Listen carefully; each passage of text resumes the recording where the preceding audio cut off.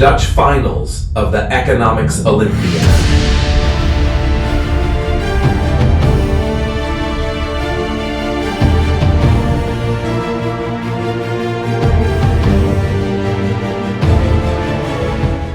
Today, 60 students compete for a place in the international finals in Greece.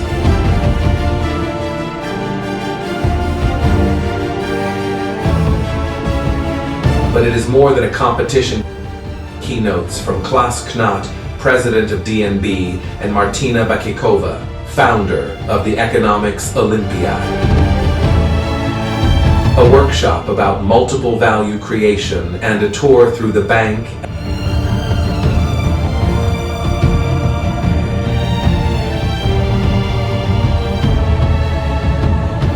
And besides all that, good food and drinks.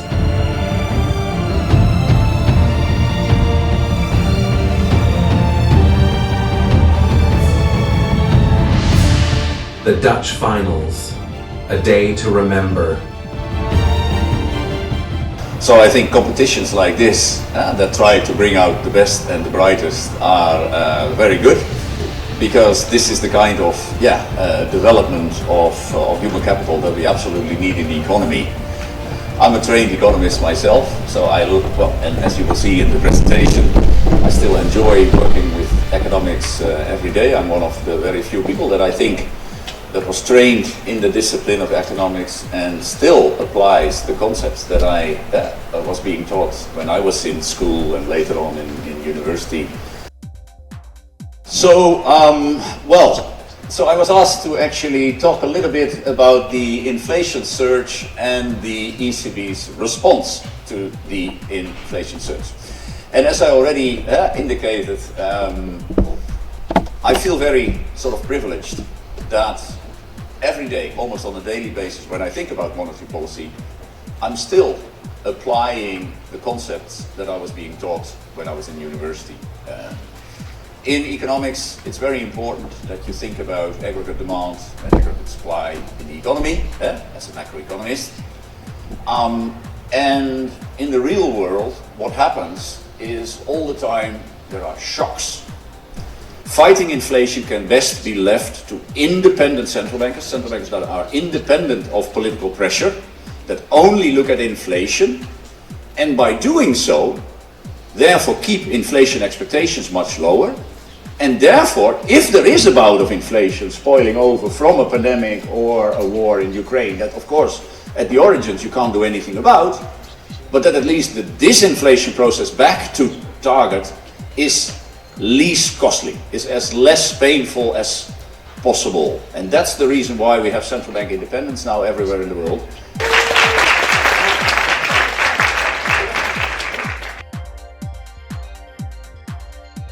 Students are on their way to make the first test 3 assignments with open questions. One about macroeconomics, one about financial economics, and one about sustainability. 60 students are finding their own place at the luxury tables at the Dutch National Bank. And after the test and the workshop, it is lunchtime. I'm so excited to be here. You can't even know how excited I am. Because as Theo said, I'm the founder of the Economics Olympiad, and I started it as a student in Prague when I was 21 years old, so probably just like a few years older than you are now. And I would never imagine this would get to this. The Economics Olympiad wouldn't be started without 2 key teachers in my life. And I know most of you wouldn't be here if it wasn't for your teacher. So guys, maybe, and it's also a question for the teachers, who of you, would you consider the person I described, the supporting teacher who believed in you in your life? Do you think you had or met someone like that in your life? Raise your hand if you have. I would say about half of the people, maybe slightly more. What would you say if you would have to say what economics is? So the scarcity of resources, a vague understanding of how the tax system works. When I asked about your favorite teacher, the one that actually really helped you and hold you and supported you. Honestly, the ones of you who raised your hand, how many of you would say that they know that? How many of you would say that they know that they are the ones who actually helped you, supported you, and have you ever told them? And do they know? Maybe raise your hand if you told them and they know. 3 people. We don't tell them. It's vulnerable. It's, like they should know, right? Like we shouldn't, it's weird to tell them. But I want you to consider to maybe, as I said, not today, not tomorrow, if you don't feel like it, but maybe telling them how, whatever they meant to you, whatever they taught you, how they supported you. It would mean a lot to them. I'm looking forward to meeting 5 of you in ancient Olympia in Greece, where the Olympic Games, the original and ancient Olympic Games were started.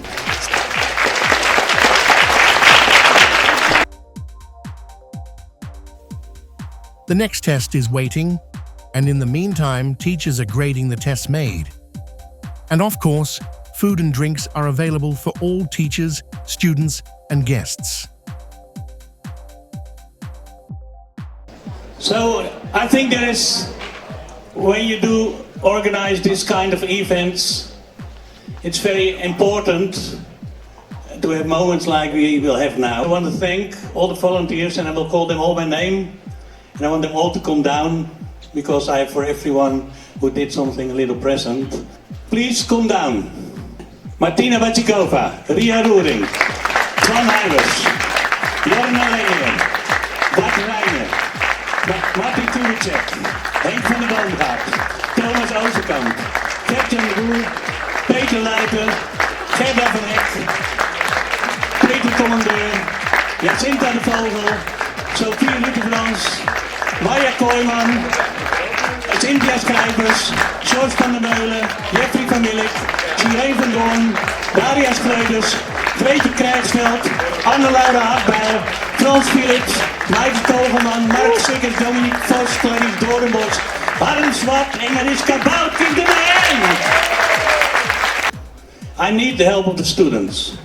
I want you to form a big hedge, een grote erehaag. And after the hedge stands, I want to ask all the teachers to walk up to here. I want to ask all the teachers to stand up and to walk through the hedge up to the end. And there is Martina, Thomas and Ria. We'll have a nice word for you.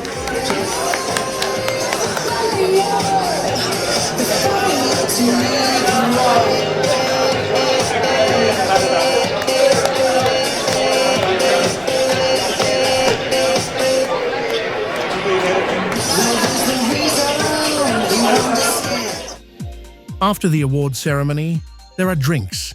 Students are looking for a guide to get a tour through the bank.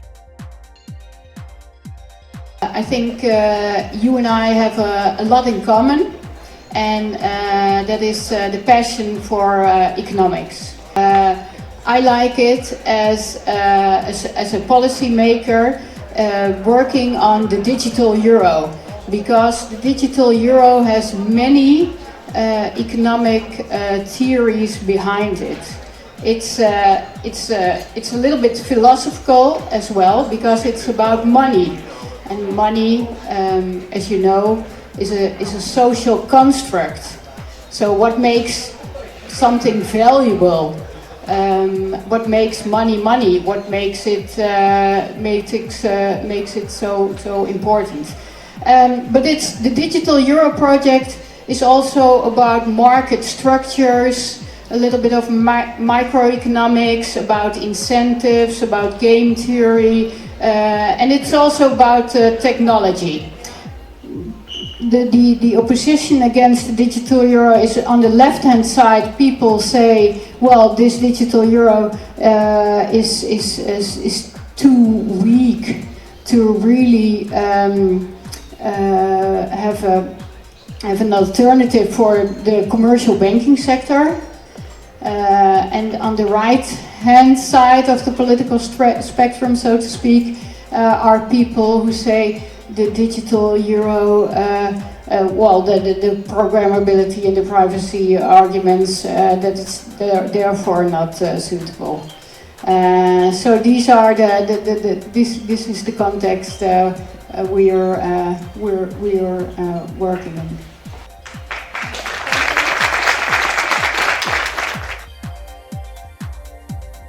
And now, the most important moment. I have 9 persons. And the persons are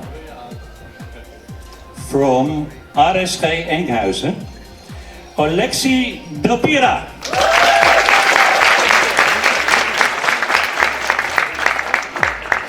No, just wait here. The British School in the Netherlands, Ishan Ashwin.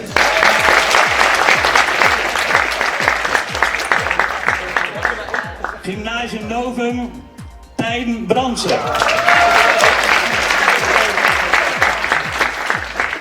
Treptrand Russell College, Cas Emmerich. Almere College Kampen, Kilian Kroes. Gymnasium Novum, Nout Halewijn.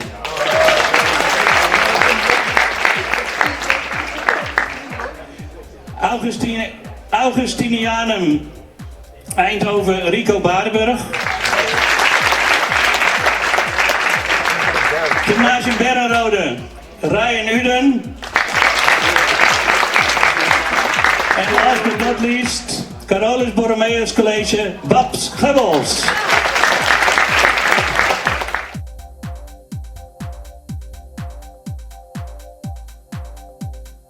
Okay, we're going to talk about Denmark. So not about Trump and GD Vance and Greenland, but the agriculture agreement in Denmark. Denmark has a lot of sustainability goals and they want to make the economy more green. And it's going to take a lot of money to take care of that. And we're going to ask questions about how the markets will respond. So when looking at this, firstly, if we look at it from the general microeconomic perspective, what this tax does simply, it shifts supply inwards, right? And it means that at the new equilibrium, there's a higher price and a lower quantity for these agricultural products. As you all know, there's a lot of environmental problems in Denmark.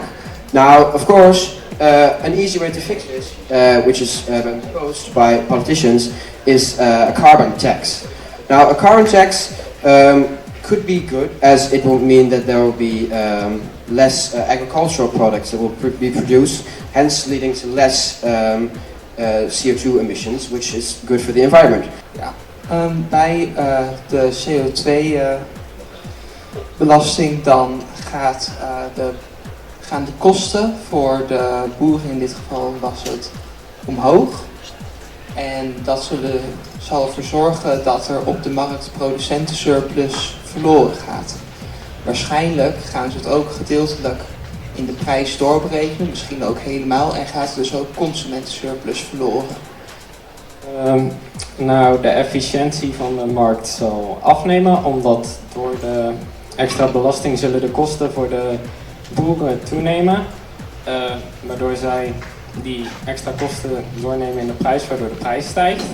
Door die stijgende prijs zal de vraag dalen, waardoor eigenlijk de totale productie van de markt minder is en de extra belastingopbrengsten die de overheid krijgt door deze belasting zijn niet genoeg om het verlies van de productie te compenseren en het verlies van